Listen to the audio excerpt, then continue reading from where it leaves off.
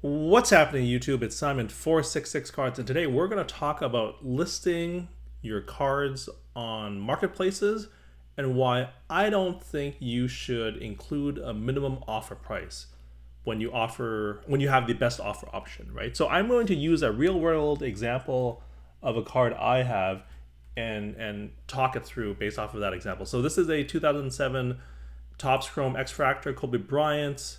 You can see it's a serial number out of 50, BGS 9.5. This is my MySlabs listing. And you can see here, I have it listed at 6K and I'm allowing offers on it, but I don't have any value listed for minimum offer. So anybody could offer anything between $0 and $6,000. And that's the approach I take for pretty much all of my cards. And the reason for that, it's about giving information to a potential buyer. The one thing, before we get started, the one thing I'll say is if low offers annoy you, this might not be the strategy for you. To me, it doesn't bother me. I can just click decline and move on with my day and my life. But I know some people might be annoyed by that. So just keeping that in mind, we're going to move forward with the example. So here is the full range of outcomes possible, right? My listing price is 6K and there's no minimum offer. And so that means that the final sale price will be some number between 0 and 6K if we reach a deal with a potential buyer. The one good thing about doing this is that you've only given them one piece of information, which is the $6,000 listing price, right? So you've actually anchored them. Anchoring is an important tactic in negotiations. It's an approach that basically gets that number stuck in their minds, and they're very much attracted to that number, and that's what anchoring is, right? So if you want to know more about anchoring, I've created a video previously about it that explains anchoring and how it applies to sports card negotiations. I will link to that in the description below, but just know that anchoring is very effective in negotiations, and there have been many studies about it, and that's what I talk about in that video. So going back to the example, now let's talk about including a minimum offer. So let's say I've included a minimum offer of 2K on that Kobe Bryant card. So now the range of outcomes is narrower, right? There will be no deal between 0 and 2K. The range that we're operating in now is between 2 and 6K, which you think might be better, right? You've removed the low end of possible outcomes. But I'm here to tell you that it's not, because you've now diffused your own anchor with a minimum offer. 6K is now not the only dollar figure that's available, the data figure that's available, right? Because you've included another data point for them to think about. And what's that's done is you've essentially countered your own listing price. There's now more information about how you feel, what your preferences are about selling this card. You've told them 2K.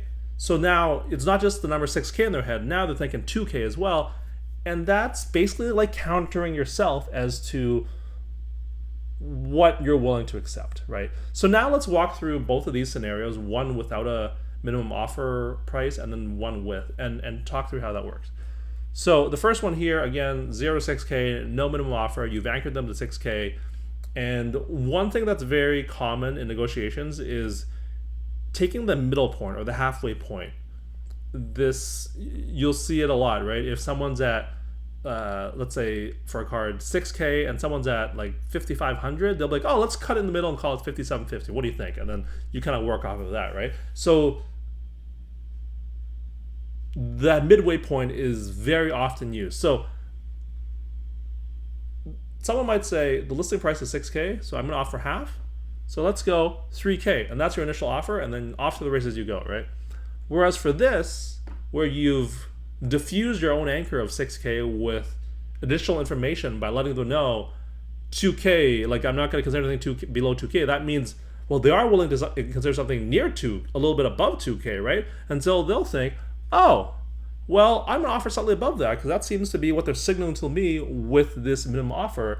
So I'm going to offer 2,200. And so right off the bat, you're down $800. You're $800 in the hole from just the initial offer. Now, where it goes from there, it's up to you and your negotiation, your own negotiating skills and talent. But right off the bat, you have $800 to make up just to match the approach without using a minimum offer, right? And so that's generally why I don't include a minimum offer. I just say, you do not have any access to information in my head besides the listing price. So I could be willing to sell this at 2K. I could be willing to sell this at 3K. I could be willing to sell this at 4K. You don't know, and so you as a potential buyer are left guessing as to what I might take. Whereas if you include that 2K minimum, it gets stuck in their head as opposed to just having the 6K stuck in their head. So that's the general approach, or the general rationale as to why I don't have a minimum offer.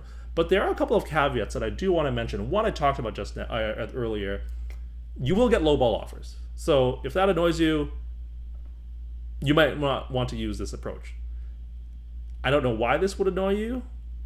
To me, it's not a big deal to hit decline or whatever. Maybe you have a bunch of cards, and so you're going to get just inundated with offers all over the place on all your thousands of cards that you have listed. So maybe that's the reason. But to me, I'm willing to deal with a couple of seconds to hit decline to ultimately end up with a better selling price. So that's the first thing. The second thing is, this approach doesn't work well with highly transacted cards. So if you have let's say, a Luka Doncic Silver Prism PSA 10 rookie card. That card's got a pop in the 2000s. It transacts on a weekly basis. The value is very much defined. It's easily defined. There's not a lot of debate about it. This approach isn't going to work, or are most negotiating tactics, right? Because not only are there so many recent comps, but there's probably a bunch of cards you can negotiate with if this one doesn't work out. There's probably another one listed that has the best offer option, right? So that's why it won't work. And so this approach works better for cards where there's more ambiguity, whether it's because it's a low pop number because of the grade, as for example, a high grade vintage card, or perhaps you have a modern or ultra modern BGS 10 or a Black Label 10 or something, or the card is without comps or doesn't have a lot of comps because it's a rare card. Maybe it's a super short print, maybe it's a short or a low numbered serial card. There might be a bunch of ways why, or a bunch of reasons why there aren't many comps out there, but those are the cards where this approach will do better in. And so those are the two main caveats for this approach, but that's why I don't have any minimum offers for my listings. So that's it. That's the video. Let me know your thoughts. Does this change your mind about having a minimum offer, or are you still saying it's still worth my time and my sanity to have a minimum offer so I don't have to deal with lowball offers? Let me know your thoughts in the comments below.